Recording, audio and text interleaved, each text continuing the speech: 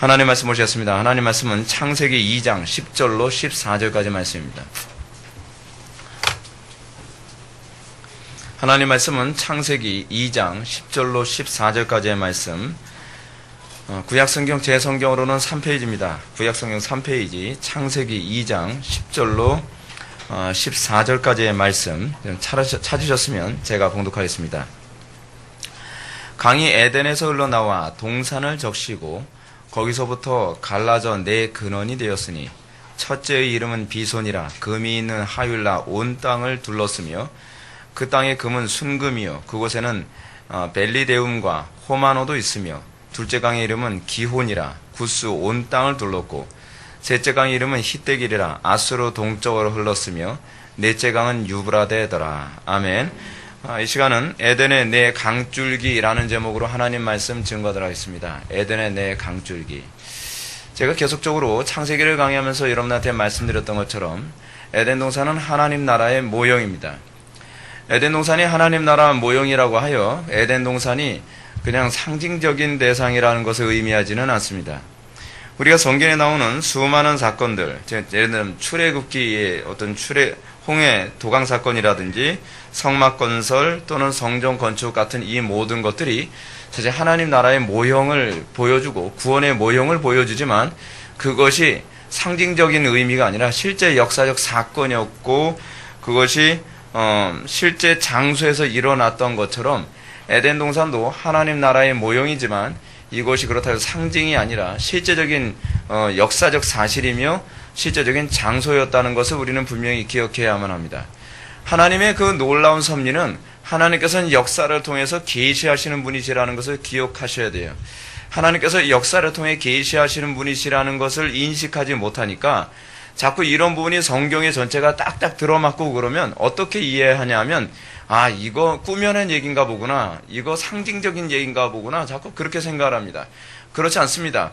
하나님께서는 역사의 주관자이시기 때문에 하나님께서는 얼마든지 실제적인 역사를 통하여서 성경의 가르침을 우리들에게 계시하시고 예표하실 수 있는 전능하신 하나님이시라는 것을 여러분들이 기억한다면 이것을 그렇게 이해하는 것은 그다지 어려운 문제가 아니리라 생각을 합니다.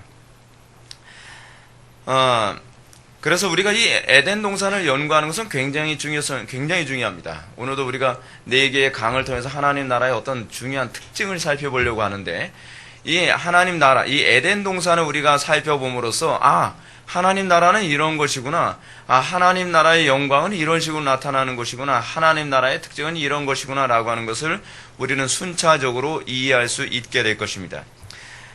이런 차에서 우리가 에덴 동산의 네 개의 강줄기를 우리가 살펴보게 되는데 이 네 개의 강줄기는 하나님 나라의 특징을 아주 잘 표현해 줍니다. 근데 하나님 나라의 어떤 특징을 잘 표현해 주느냐? 하나님 나라의 생명력과 관련된 부분으로 우리들에게 아주 잘 얘기해 주고 있습니다. 그래서 이 에덴 동산의 강줄기와 하나님 나라가 어떻게 밀접한 관련을 맺고 있느냐를 우리가 질문한다면 이런 질문에 대한 대답은 그다지 어렵지가 않습니다. 왜냐하면 신구약성경 전체를 볼 때 하나님 나라하고 항상 같이 맞물려 들어가는 것이 있습니다. 생수입니다.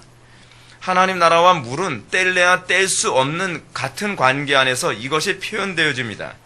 왜 낙원과 물은 항상 이런 연대 관계를 맺고 있을까요? 그 이유는 간단합니다. 여러분, 물이 없이 생명이 존재할 수 있어요, 없어요? 없죠. 그것과 관련을 맺고 있습니다. 하나님께서는 일반 계시를 통해 특별 계시를 이해할 수 있는 통로로 만드셨습니다.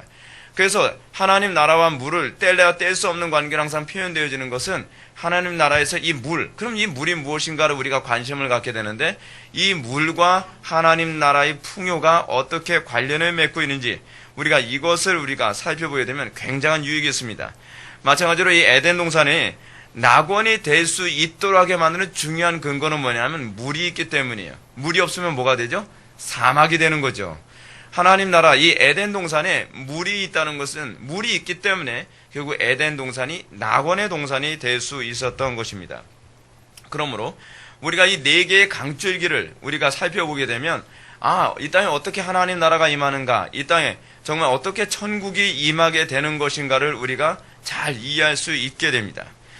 이 네 개의 강줄기를 살펴보기 전에 우리는 이 네 개의 강줄기가 어떻게 시작되는지를 우리가 먼저 살펴보는 것이 굉장히 중요합니다. 10절 말씀 한번 보실까요? 10절 다 같이 읽겠습니다. 시작.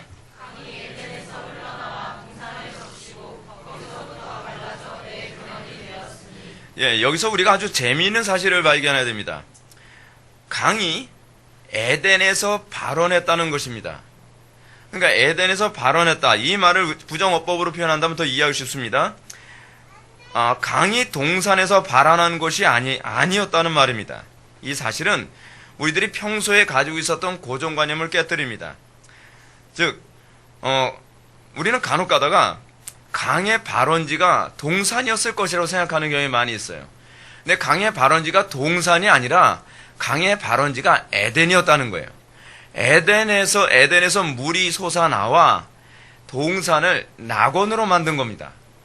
그러니까 이 에덴이라고 하는 발원지, 에덴이라고 하는 물이 솟아나게 된 그 근거지가 우리가 굉장히 중요하게 관심을 가져야 될 부분입니다.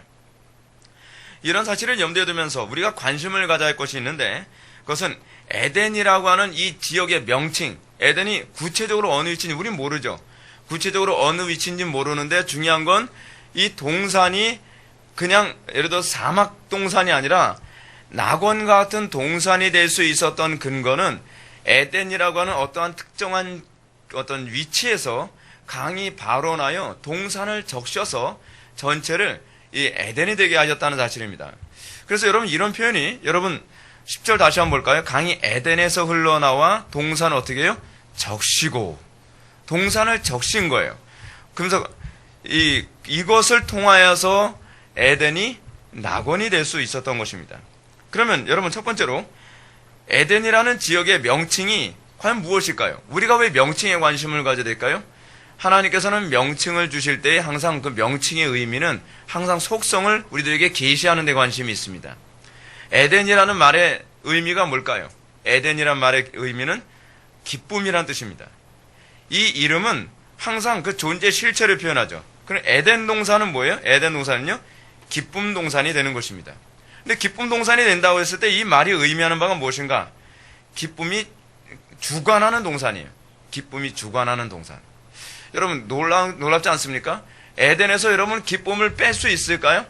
낙원에서 여러분 기쁨을 뺄 수 있을까요? 여러분 낙원에서 풍요를 통해서 낙원이 될 수 있나요? 성공을 통해서 낙원이 될 수 있나요? 낙원일 수 있는 가장 궁극, 그거는 뭐냐면 기쁨이에요.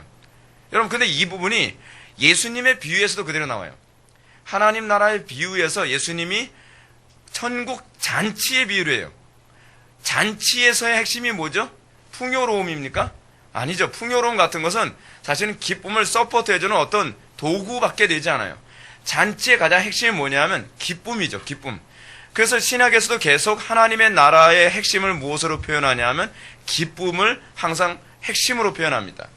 그래서 여러분 가정도 보십시오. 돈은 있는데 기쁨이 없는 가정, 지옥 같은 가정이죠. 성공을 할 만큼 했는데 기쁨이 없어요. 그런 때 어떻게? 그 지옥이 되는 거죠. 많은 사람들이 딜레마에 빠지는 이유가 무엇입니까?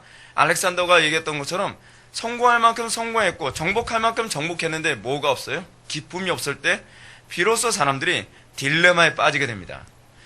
근데 묘한 게 있습니다. 사단이 거짓 낙원을 만드는 방법이 바로 이것입니다. 하나님으로부터 오는 기쁨이 아니라 어떤 또 다른 유형의 기쁨으로 항상 하나님의 나라를 모방을 해냅니다.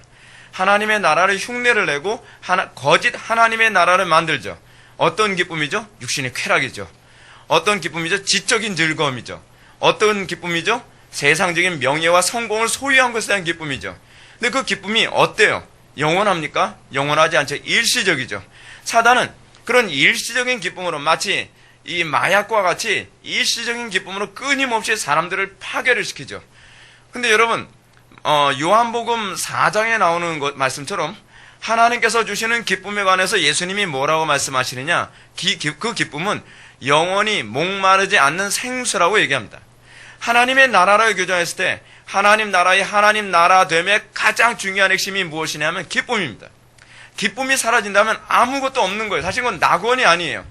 여러분 아담과 하와가 에덴 동산에서 범죄하고 나서 그들이 더 이상 에덴 동산이 낙원으로 여겨지지 않은 이유가 무엇입니까?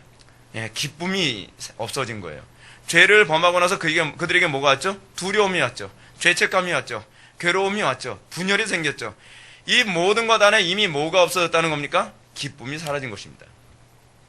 그러니까 여러분 교회 안에 또는 여러분들 가정 안에, 여러분들 삶 속에 하나님의 나라가 임했다. 하나님의 나라가 임했다는 것은 무엇으로 알 수 있는가? 기쁨으로 알 수 있어요. 하나님의 나라는 먹고 마시는 것이 아니라 성령 안에서 뭐예요? 의와 평강과 맨 마지막에 나온 게 그거죠. 희락이에요. 하나님의 나라를 규정하는 아주 중요한 단어가 바로 희락 또는 기쁨입니다. 그렇기 때문에 우리가 예수를 믿는다고 하면서 예수 믿는 기쁨을 몰라요? 우리에게 기쁨이 없어요? 그러면 예수 믿음이 무엇인지를 제대로 알고 있지 못하는 것입니다. 사람들이 그런 얘기합니다. 무슨 재미에 예수 믿나고요? 재미가 있으니까 예수 믿죠. 기쁨이 있으니까 예수 믿는 거예요. 내가 예수를 믿는데 기쁨이 없습니까? 내가 예수를 믿는데 재미가 없습니까? 이거 예수 잘못 믿고 있는 것입니다. 하나님 나라를 규정하는 가장 중요한 단어가 뭐라고요? 기쁨이에요. 이미 수많은 단어들 중에서 하나님께서는 이 동산의 이름을 규정하실 때, 그리고 이 생수가 나오는 근원을 얘기하셨을 때 다른 여러 가지 이름을 주님께서 지어줄 수 있었음에도 불구하고 하나님께서는 그 이름을 뭐라고 말씀하셨나? 기쁨이라고 하셨어요. 기쁨. 그렇다면 우리는 하나님께서 동산으로부터 물의 근원이 시작되게 하지 아니하시고 에덴으로부터 물이 시작되어 동산을 적시도로 한 것을 통해서 하나님께서 그 당시 이스라엘 백성들, 1차 수신자들이죠. 그 당시 이스라엘 백성들에게 과연 말씀하시고자 하시는 것이 무엇인가? 또는 이 시대 그리스도인들에게 또한 무엇을 말씀하시고 싶어 하실까? 우리는 이것에 대해서 고민을 해야만 합니다. 왜냐하면 당시 이스라엘 백성들에게 에덴의 메시지는 장차 정복하게 될 가나안 땅의 삶이 어떠해야 낙원이 될 수 있는지를 잘 얘기해 주는 부분이에요. 가나안 땅에 들어와서 여러분 어떠해야 거기가 낙원이 되죠? 어떻게 해야 가나안 땅이 낙원의 땅이 될 수 있죠? 기쁨이 충만해야죠. 근데 그 기쁨도 사실은 어떤 유형의 기쁨으로 충만해야 될 것인가가 또 중요한 문제이기도 합니다. 기쁘기만 하면 되는 게 아니죠. 그래서 여러분 인간의 특징이 하나 있어요. 인간은 태어날 때서부터 뭘 추구하게 되어 있냐 하면 기쁨을 추구하게 되어 있어요. 이건 본능이에요. 근데 기쁨을 추구하는데 인간이 타락하고 나서 나타나는 문제가 무엇이냐 하면 기쁨을 추구하는 방향이 잘못되는 거예요. 그래서 여러분 애들이 태어나면 뭘 좋아하죠? 노는 걸 좋아하죠. 노는 걸 왜 좋아하는지 아세요? 그게 인간의 속성이에요. 기쁨을 추구하는 게 인간의 속성이에요. 근데 좀 약간 고차원적으로 놀면 어떻게 놀죠? 어렸을 때는 뭐 장난치고 뭐 그런 것으로 기쁨을 추구하면서 그렇게 놀죠. 조금 고차원적으로 놀면 어떻게 놀아요? 공부로 노는 거예요. 그래서 기쁨을 추구하죠. 사실은 공부를 하는 그 이유도 사실은 뭐 때문에 하는 것이어야 정상이냐면 기뻐서 하는 것이어야 돼요. 기뻐서. 근데 인간이라고 하는 존재는 그 기쁨이 없이는 살 수가 없어요. 그래서 끊임없이 인간은 매 순간순간마다 기쁨을 향해서 살아가는 존재예요. 근데 그 기쁨을 어디로 이 타켓을 맞추냐에 따라서 인생이 파괴되기도 하고 살아나기도 하죠. 근데 인간이 하나님 없이 기쁨을 추구하다가 나중에는 어디에 빠지냐면 딜레마에 빠져버리죠. 왜냐하면 하나님 이외에 다른 어떤 것을 기쁨을 추구하려고 했을 때 그 기쁨이 온전하지 않다는 것을 점점 깨닫게 됩니다. 하나님이 아닌 것을 통해서 기쁨을 추구했을 때 나타나는 그 증상 우리는 뭐라고 얘기하냐면 중독이라고 얘기해요. 중독. 이 땅에서 결국 사람들이 다 지지고 볶고 싸우는 모든 이유는 기쁨 추구하는 문제 때문에 싸우는 겁니다. 무엇으로 내가 행복할까? 행복이라는 단어가 사실은 기쁨과 관련된 단어 아닙니까? 그것이 하나님 나라의 속성, 아주 중요한 속성이기 때문에 나타납니다. 그렇습니다. 자, 근데 이 기쁨, 이것과 우리 관련해서 성경 우리들에게 얘기하고자 하는 것이 무엇인가? 우리는 기쁨이라고 지어진 지역으로부터 강이 발원했고 그 강이 동산을 적심으로써 동산이 낙원이 됐다는 것을 모세가 이스라엘 백성들에게 얘기해주고 있습니다. 이것은요, 낙원을 이루는 핵심이 기쁨이라는 것을 전달해주고 있어요. 근데 이것이 구약 전체에 나오는 메시지예요, 사실은요. 구약에서 흔히 나오는 메시지는 무엇입니까? 약속의 땅 가나안을 앞두고 이스라엘 백성들이 진군에 나가면서 어떻게 해야 우리가 정말 그 에덴이 그 가나안 땅이 낙원과 같은 땅이 될 수 있을까? 간단하죠. 여호와를 기뻐하는 것입니다. 지금 모세는 이스라엘 백성들에게 그렇게 얘기하는 것입니다. 너희들이 몸담고 있는 가나안 땅이 낙원이 되길 바라냐? 거기가 지옥이 되길 바라지 않지? 그렇다 한다면 너희들에게 필요한 것은 여호와를 기뻐하는 것이다. 모든 낙원됨의 근거는 바로 여호와를 기뻐하는 데 있다. 그것이 어디 나오죠? 느헤미야서에서 나옵니다. 느헤미야는 말하기를 여호와를 기뻐하는 것이 너의 힘이니라 라고 이렇게 얘기하고 있습니다. 시편 기자도 말합니다. 여호와를 기뻐하라. 저가 내 마음의 소원을 이루어 주시리로다. 근데 여러분, 이 개념이 또 구약이 어디서 나온지를 한번 또 볼까요? 에스겔서 47장을 한번 보시겠습니다. 에스겔서 47장 1절 말씀을 한번 보시겠어요. 에스겔서 47장 1절부터 그 12절까지의 내용은요, 에덴 동산을 그대로 복사해 놓은 것과 같은 묘사를 하고 있습니다. 구약성경 1227페이지입니다. 신약에서 찾지 마세요.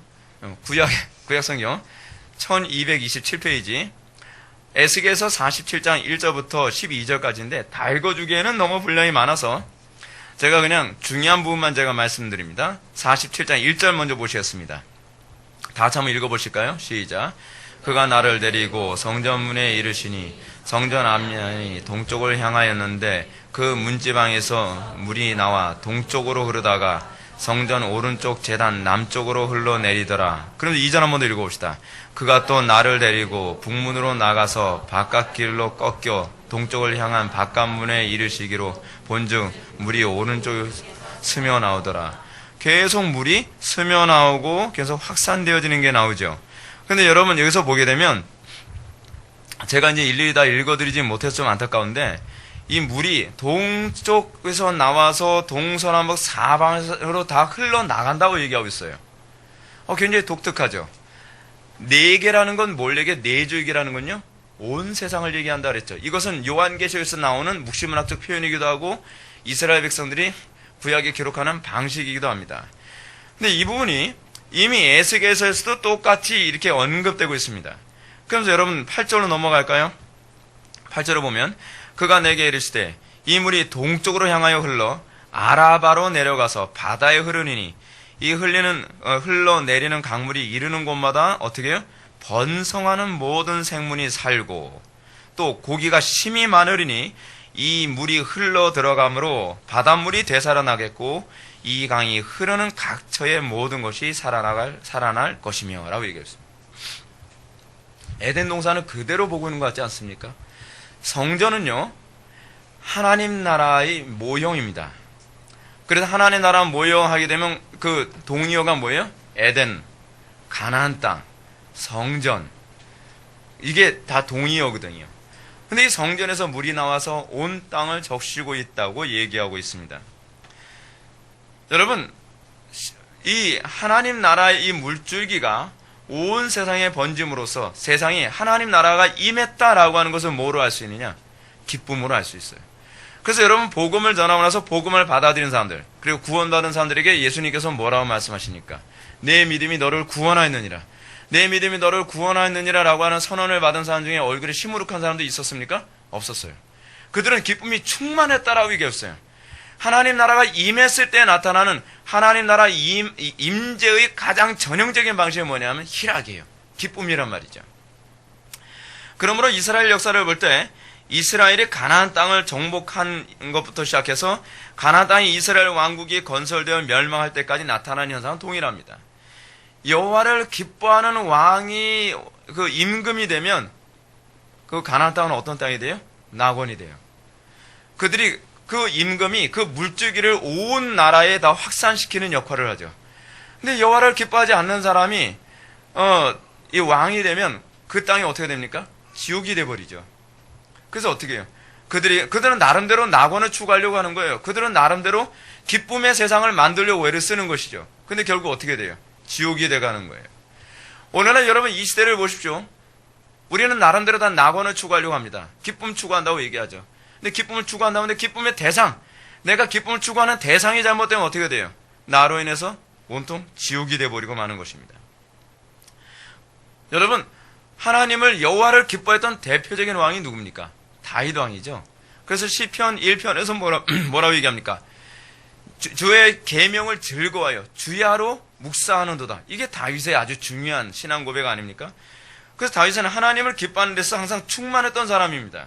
그리고 이 충만함이 흘러나가 이 이스라엘 전체를 적시고, 그래서 이스라엘 전체가 마치 낙원과 같은 그런 나라가 됐죠. 번영, 에스겔서에서 나온 말처럼 이 물이 흘러가는 곳마다 번성하고, 그리고 또 심히 고기가 많고, 또 바다가 되살아나며, 그리고 모든 것이 다시 살 것이며, 이게 기쁨이 확산, 여호와를 기뻐함이 확산됐을 때 나타나는 아주 중요한 동사죠. 우리가 진정으로 여호와를 기뻐한다고 했을 때 여러분들 이 동사가 따라다니고 있습니까? 여러분들이 가는 곳마다 번성합니까? 여러분들이 가는 곳마다 살아납니까? 여러분들이 가는 곳마다 심이 많아지는 역사가 나타납니까? 여러분, 물이 가는 곳마다 나타나는 특징이 그거 아닙니까? 물이 닿는 곳마다 어떤 현상이 나타나죠? 번성하죠.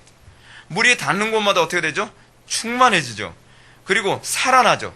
죽어가는 풀도 비만 쏟아지면 살아나는 것처럼 물이 닿는 곳마다 나타나는 현상이 바로 그것입니다.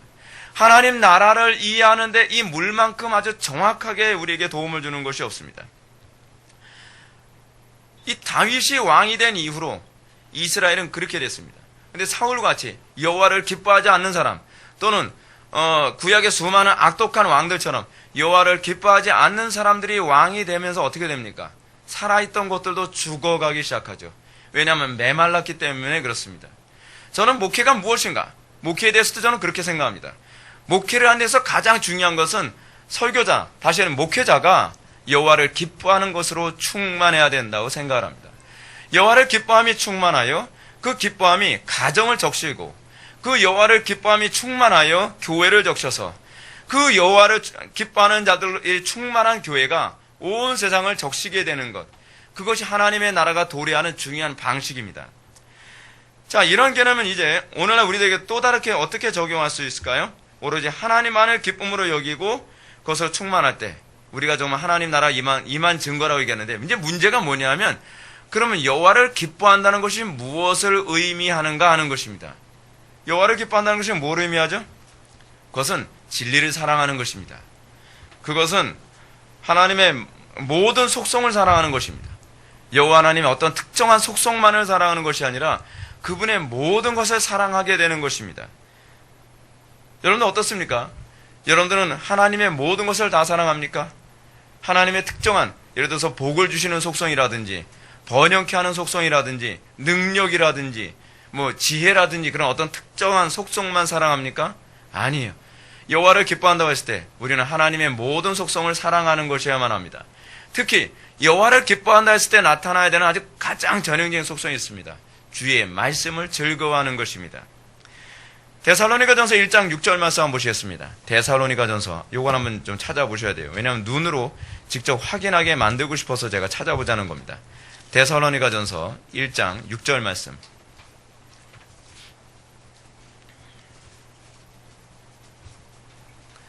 데살로니가전서 1장 6절 말씀. 다 같이 한번 읽어보실까요? 시작. 또 너희는 많은 환난 가운데서 성령의 기쁨으로 말씀을 받아 우리와 주를 본받는 자 되었으니. 아멘.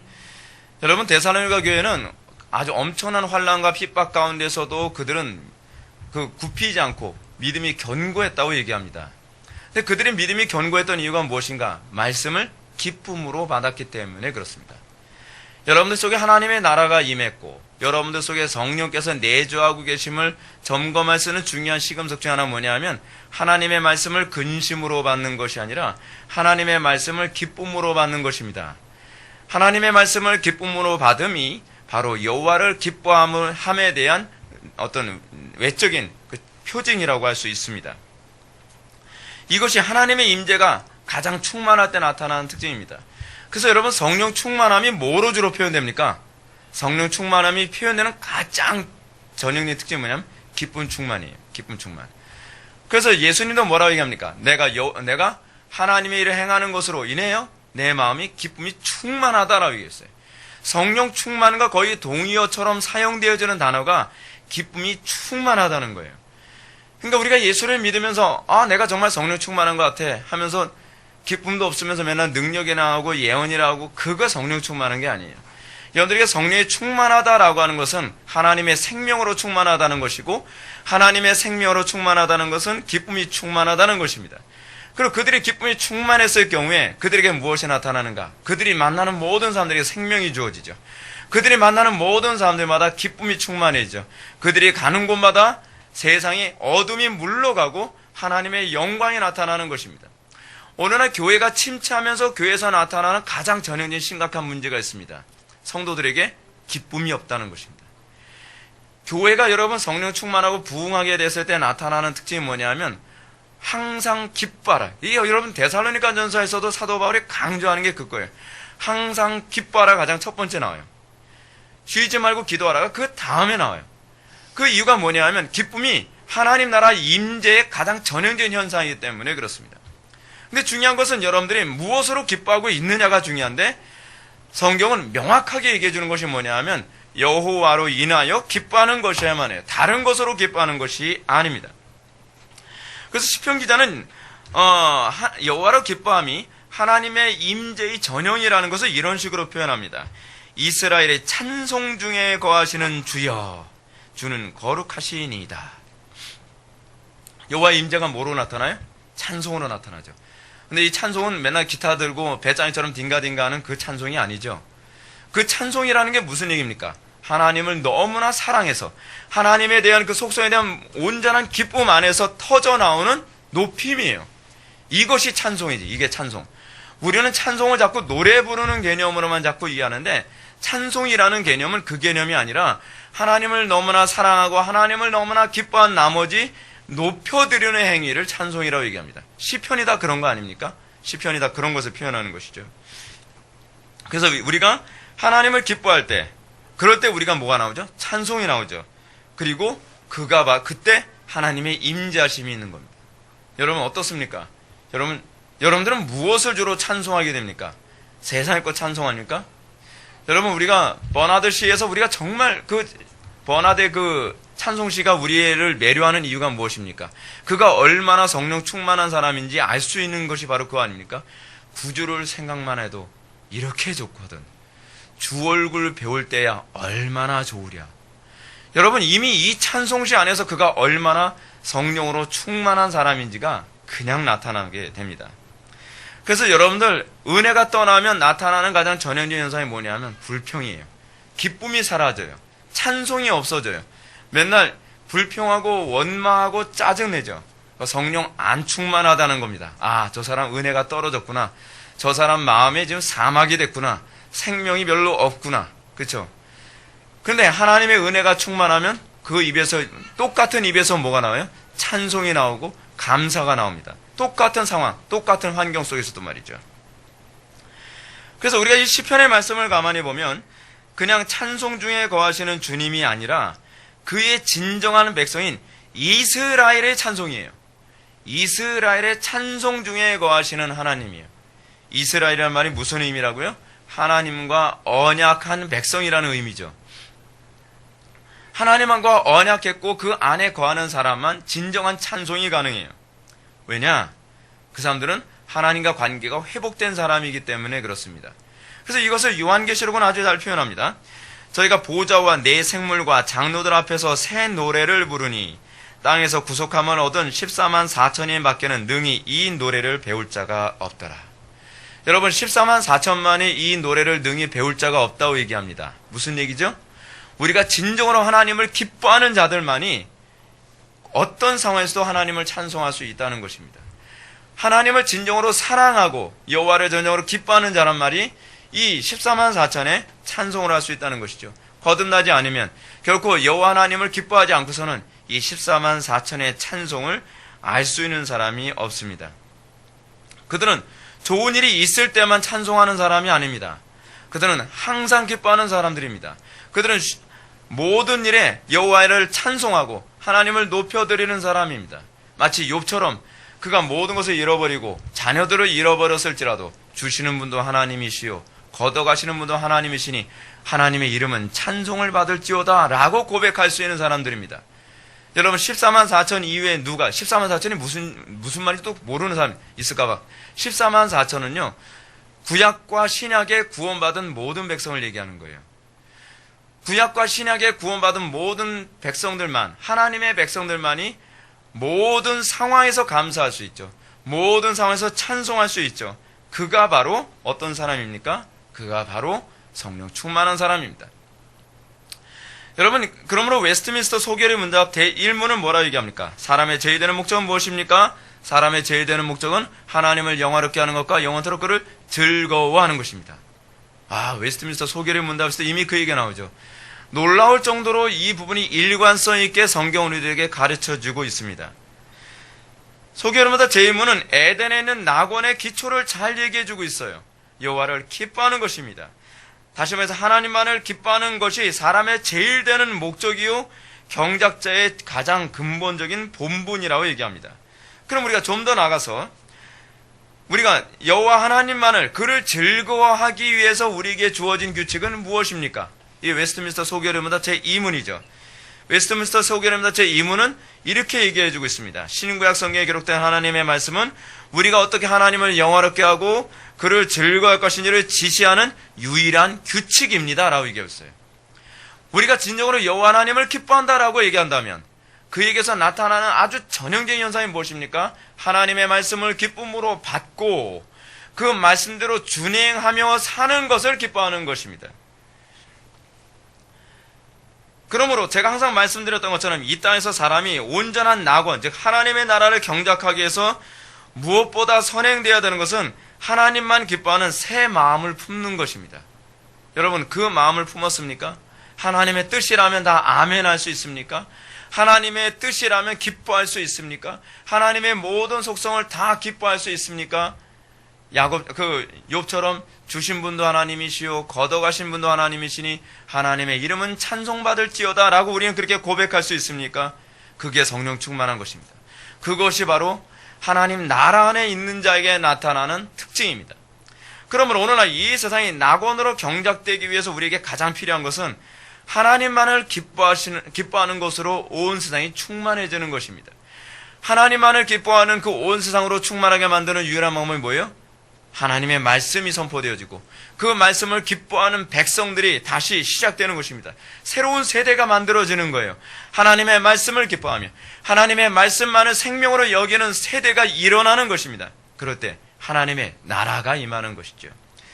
그래야 가정이 낙원이 됩니다. 하나님의 말씀을 기뻐하는 자가 가장이 되고 하나님의 말씀을 기뻐하는 자가 부부가 되고 하나님의 말씀을 기뻐하는 자가 자녀들이 됐을 때 그 가정은 낙원이 되는 거죠. 그 가정은 천국이 되는 것입니다. 여호와만을 기뻐하는 자가 세상을 주도할 때 사회가 낙원이 되고 여호와를 기뻐하는 자가 학교와 캠퍼스에서 학생들을 가르치는 시대가 될 때 학교가 그 캠퍼스가 낙원이 되는 것입니다. 그리고 더 나아가서는 나라가 낙원이 되는 것입니다. 그러나 이 시대의 가장 심각한 문제는 하나님을 기쁨으로 삼는 사람들을 찾아보기 힘들다는 것입니다. 이 세대가 타락했다라고 하는 것은 교인 숫자가 부족했다, 줄어든다는 의미가 아닙니다.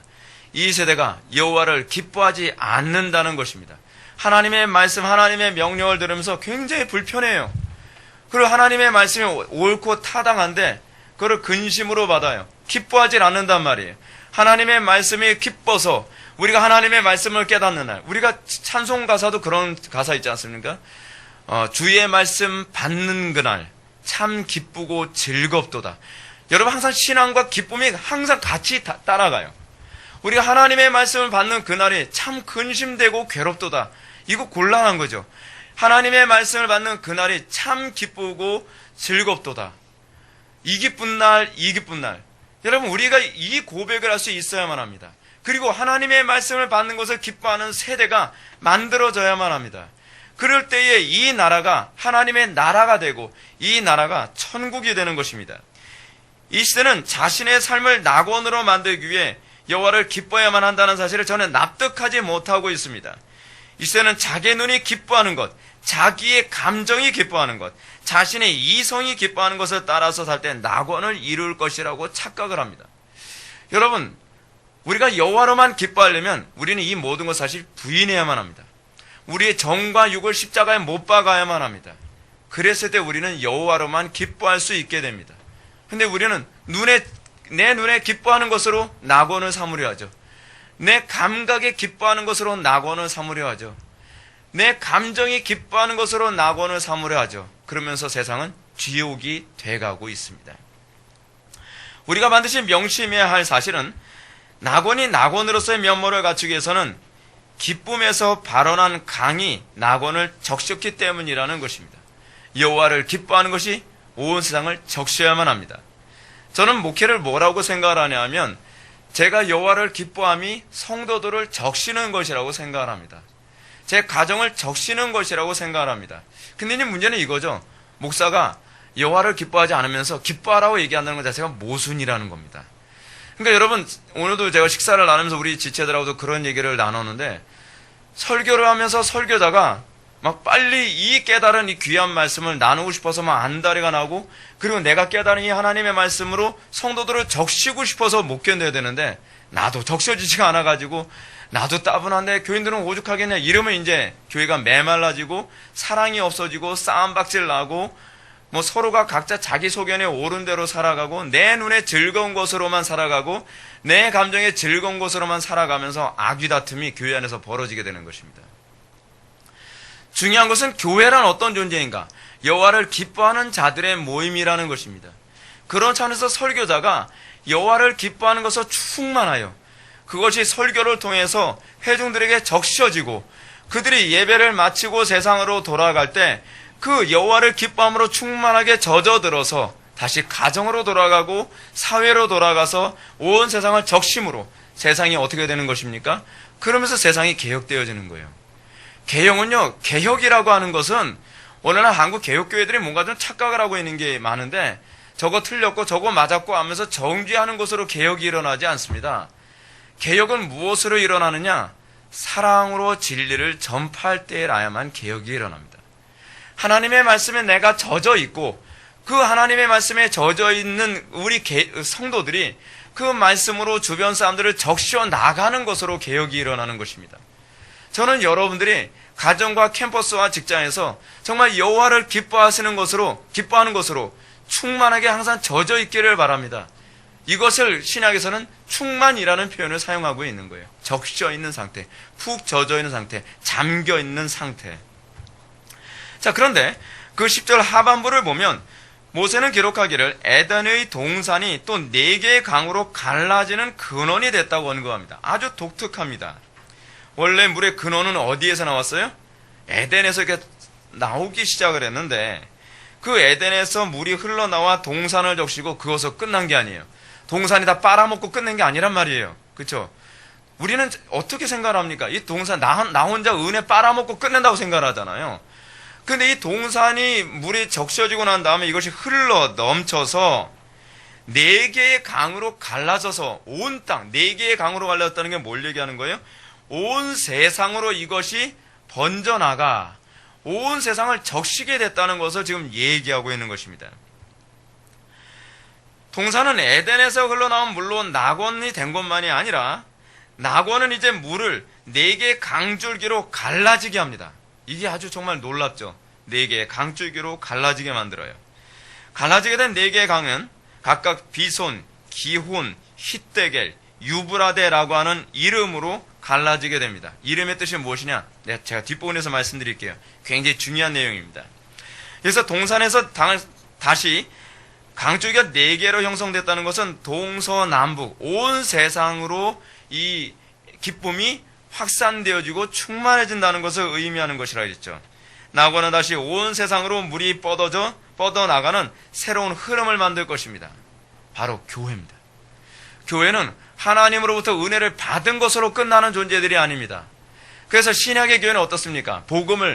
신약의 교회를 규정하는 중요한 개념이 하나 있죠. 모이는 교회와 흩어지는 교회. 우리는 모여서 하나님의 말씀으로 충만합니다. 그리고 충만한 그리스도인들은 사도행전 4장에 나오는 것처럼 또 흩어져서 온 땅의 복음을 적시는 일을 그 사역을 감당합니다. 이러한 에덴 동산의 개념을 통해서 모세는 이스라엘 백성들로 하여금 약속의 땅 가나안이 온 세상에 생명을 공급하는 중심이 될 것이라는 것을 그들에게 가르치고 있습니다. 가나안 땅이 그냥 낙원이 되는 것으로 끝나는 문제가 아니라는 거예요. 어떻게 이 일이 가능하죠? 실제로 복음의 발원지가 어디입니까? 가나안 땅에서 복음이 발원하죠. 예수 그리스도께서 성육신하여 거기서 복음이 발원하지 않습니까? 그리고 가나안 땅, 다시 얘기하면 이 이스라엘의 하나님의 복음이 충만하고 거기서 온 땅으로 온 세계로 복음이 확산되어져서 온 세상에 복음으로 적셔지는 일이 생기지 않습니까? 생명으로 적셔집니다. 그것이 이미 이 창세기에 다 예표되어지고 있다는 얘기예요. 이러한 에덴의 이미지는 이사야의 예언에서도 잘 나타납니다. 이사야서 58장 11절에 보면 우리가 너무나도 잘 아는 구절인데 제가 읽겠습니다. 나 여호와가 너를 항상 인도하여 마른 곳에서도 내 영혼을 만족하게 하며 내 뼈를 견고하게 하리니 너는 물된 동산 같겠고 물이 끊어지지 아니하는 샘 같을 것이라 라고 얘기했습니다. 물된 동산. 이 물된 동산이라고 하는 이 표현은 에덴의 이미지를 그대로 가져온 것입니다. 동산에 물이 되면서 이 물에 적셔져서 에덴이 된 것처럼 네가 그렇게 될 것이다 라고 얘기하는 것입니다. 에덴이 낙원과 같은 천국의 삶을 살게 될 것을 약속한 것이죠. 특히 이사야서 60장 4절부터 7절의 말씀을 보면 좀 길지만 제가 읽겠습니다. 이게요 그대로 나와요. 에덴 동산의 이미지가. 한번 찾아보십시오. 여러분 이사야서 60장 4절 이거 좀 찾아보시는 게 좋습니다. 오늘은 좀 성경 구절을 좀 많이 찾아서 좀 죄송한데 이게 굉장히 좀 중요한 부분이라서 여러분들 눈으로 직접 확인하는 게 유익합니다. 이사야서 60장 4절부터 7절까지의 말씀 제가 읽겠습니다. 내 눈을 들어 사방을 보라. 사방이 뭡니까? 네 방향 아닙니까? 그래서 옛날 개역성경에서는 사면을 보라 그렇게 돼 있어요. 내 눈을 들어 사면을 보라. 무리가 다 모여 내게로 오느니라. 내 아들은 먼 곳에서 오겠고 내 딸들은 안기어 올 것이라. 그때 내가 보고 기쁜 빛을 내며 내 마음이 놀라고 또 화창하리니 이는 바다의 부가 내게로 돌아오며 이방 나라들의 재물이 내게로 옴이라. 허다한 낙타 미디안과 에바의 어린 낙타가 내 가운데 가득할 것이며 스바 사람들은 다 금과 유향을 가지고 와서 여호와의 찬송을 전파할 것이며. 여러분 이거 우리가 창세기에 나오는 그 표현하고 그대로 일치하지 않습니까? 그렇죠? 게달의 양무리는 다 네게로 모일 것이요 느바요의 순양은 네게 공급되고 내 제단에 올라가 기꺼이 받음이 되리니 내가 내 영광의 집을 영화롭게 하리라. 아멘. 여기서 이 선지자 이사야의 메시지는 1차적으로 온 세상이 이방인들까지도 예루살렘 성전으로 모여들게 될 것이라는 것을 지금 예언하고 있는 거예요.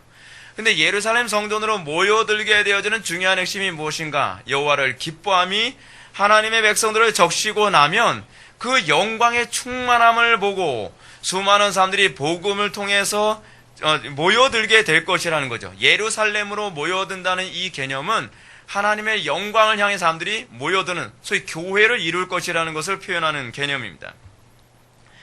그래서 이거 신약시대의 성전을 또한 의미하기도 하는 거죠. 그러므로 이러한 신약시대 성전이 교회를 의미하는 것입니다. 그러므로 이러한 이사야의 예언은 온 세상으로 퍼지는 동산의 강물의 생명력으로 인해 나타나는 수많은 사람들의 반응을 우리들에게 잘 보여주고 있습니다. 즉 신약의 성전이 되는 교회는 에덴의 낙원을 그대로 복원하는 공동체가 될 것이며 그리고 하나님의 성령으로 충만한 이 공동체로 수많은 사람들이 피부색과 그리고 언어와 인종이 다른 수많은 사람들이 모여들어서 그들이 여호와를 찬송하게 될 것이라는 것을 이렇게 예언하고 있는 겁니다. 신약에 대한 예언이 이미 이사야서 60장에 다 나오는 거예요. 다시 본문으로 돌아와서 생각해 봅시다. 우리는 오늘 본문을 보면 당시 1차 독자였던 이스라엘 백성들에게 물이 어떤 개념으로 이해되어졌는지 다시 한번 생각해 볼 필요성이 있습니다. 왜냐하면 고대 이스라엘 백성들에게 있어 물은 자신의 모든 삶을 유지하는 생명과 같은 것이었습니다. 그래서 우물만 파면 돈 버는 거예요. 그렇죠? 지금은 뭐 유전만 발견하면 대박이지만 그때는 유전이 뭐고 필요 없어요. 왜냐하면 그때는 유전이 있어도 똥값이었어요. 그렇죠? 여러분 그 당시에 유전이 뭐로 나타나죠? 물이? 여러분 역청이 그냥 아무데나 막 있어요. 옛날에요. 그래서 뭡니까? 창세기에서 보게 되면 창세기에서 소돔과 고모라 성 사람들이 전쟁을 할 때 어디에 빠져 죽었다래? 역청에 빠져 죽은 사람들이 막 있다 그러죠. 그 유전입니다. 지금 발견해서 만약 돈다발인데 그 사람들은 그건 아무것도 아닌 거예요. 그거 사람 죽고 말 죽고 아주 그 사람들은 뭘 발견해야 돼요? 이게 우물만 파서 발견만 하면 대박이에요. 대박. 근데 지금 여기서 이 물과 관련해서 그래서 구약은 물과 관련해서 굉장히 중요한 메시지가 많습니다. 물은 자신의 모든 삶을 유지시켜주는 생명으로 여겨지는 거예요. 우리는 지금 기름이 생명이죠. 뭐 기름 없으면 얼어 죽잖아요. 기름 없으면 이 더운 날씨에 에어컨 못 돌리잖아요. 지금 그때와 지금하고 개념이 약간 다릅니다. 그들은 자신의 장차 정복해야 될 가나안 땅이 온 세상에 생명을 공급하는 유일한 근원지로 사용될 것이라고 생각하는 거예요. 이와 마찬가지로 오늘날 이 시대의 교회들이 추구해야 될 낙원으로서의 하나님의 나라가 무엇입니까? 나 하나 예수 믿고 천국 가는 나라가 아니에요. 우리는 자꾸 낙원을 예수 믿고 천국 가는 개념만 생각하지, 내가 하나님의 은혜로 충만하여 그 기쁨이 온 세상에 확산되어져서 죽어가는 사람들, 그들이 복음으로 돌아오는 역사가 나타나야만 된다는 것이죠. 여러분, 이게 얼마나 위대한지 아십니까? 하나님의 기쁨으로 충만한 사람들은요, 귀신 들린 사람을 그냥 안아주고 그들을 긍휼히 여기만 해도 귀신이 물러나갈 정도예요. 성령의 충만함이 무엇으로 나타나느냐? 바로 기쁨이 충만함으로 나타난다는 것입니다. 그러므로 교회는 하나님 이외에 다른 어떤 것으로 만족과 기쁨을 추구하지 않는 존재로 규정됩니다. 우리가 예수를 믿는다고 하면서 세상의 것으로 기쁨을 추구한다고 한다면 이건 문제가 많은 거죠. 하나님께서 우리를 왜 부르신 거예요? 여호와로만 기뻐하는 존재로 우리를 창조하신 거예요. 우리가 예수를 믿음으로 말미암아 우리 속에 나타나기를 원하시는 것이 무엇이냐면 여호와로만 기뻐하는 새로운 세대가 만들어지길 원하는 거예요. 그것을 새 이스라엘이라고 얘기하는 것이죠. 따라서 교회는 여호와를 기뻐하는 것으로 충만한 사람들의 모임이므로 여호와를 기뻐함이 온 세상에 퍼지도록 세워진 공동체라는 것을 알아야만 합니다. 오늘날 이 시대의 교회가 힘을 잃어버린 것은 왜 잃어버렸느냐? 여호와를 기뻐함을 잃어버려서 그래요.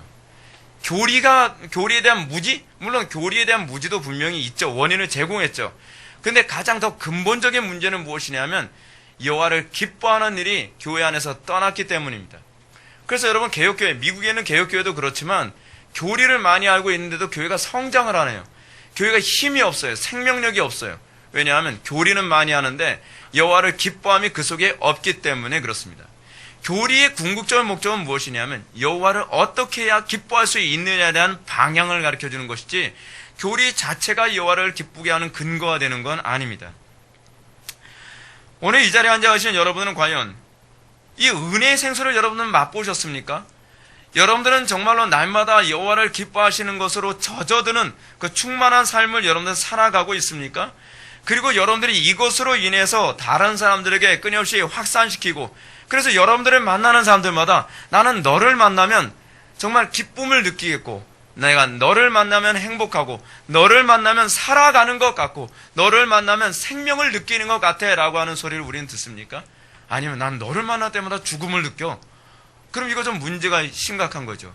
하나님께서 교회를 창조하신 이유는 하나님께서 그들을 통해서 하나님의 생수를 확산시키는, 이것을 이제 우리가 오늘 낮 예배 때 말씀드렸던 것처럼 성령이 교회에게 임함으로 하는 일이 바로 그거 아닙니까?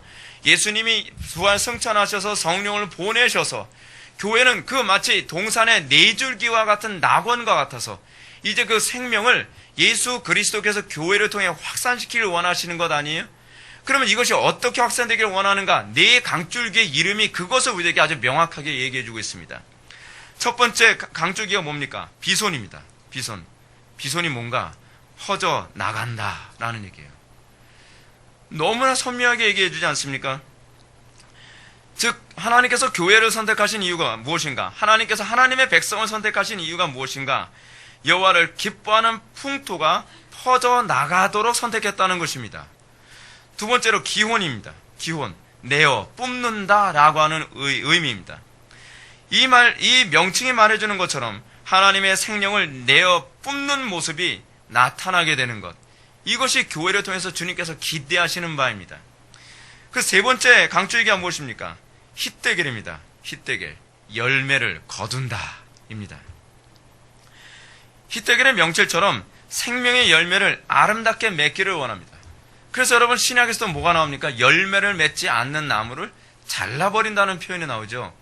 이 개념이 그대로 교회에게 다 적용되어지는 것입니다. 마지막으로 유브라데입니다. 솟아오른다.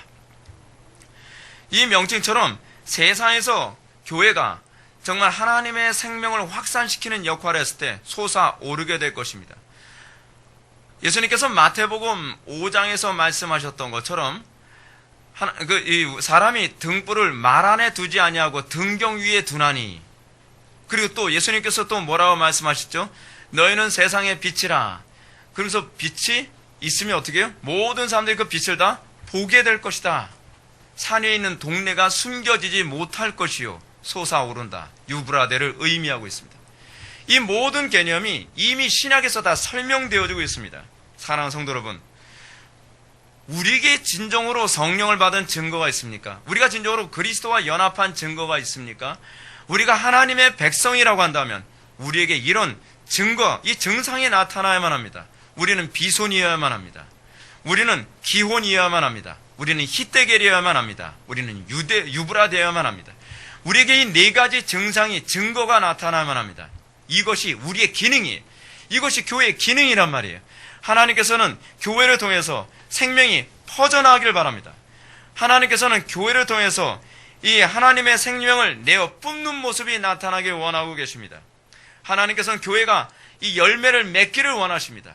하나님께서는 교회가 산 위에 있는 그 동네 같아서 그 빛을 비춤으로 온 어둠을 밝히는 존재가 되기를 원하시는 것입니다. 사랑하는 성도 여러분, 오늘날 이 시대의 교회가, 우리 회복의 교회부터 시작해서, 아니 여러분들 자신부터 시작해서 우리가 정말 물된 동산과 같은 존재가 되어서 우리가 날마다 이 네 개의 강줄기를 뻗침으로 우리 통해 주변의 모든 사람들이 복을 받고 생명으로 충만하며 그들의 기쁨이 충만한 새로운 시대가 도래하게 되기를 주님의 이름으로 축원합니다. 다 같이 기도하시겠습니다.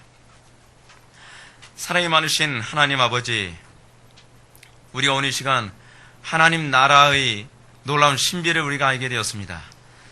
또한 주님께서 교회를 통해 의도하시는 바가 무엇인지를 다시 한번 바라보게 되었습니다. 아버지 하나님, 우리가 하나님의 생명으로 충만하여 항상 기쁨이 충만하게 하여 주시고 그 기쁨이 우리가 만나는 모든 사람들을 적실 수 있게 하여 주이사 이 어두운 세상이 밝아지며 온 세상이 여호와를 찬송하는 놀라운 세대를 목독케 하여 주옵소서. 예수님의 거룩하신 이름으로 기도 올렸나이다. 아멘.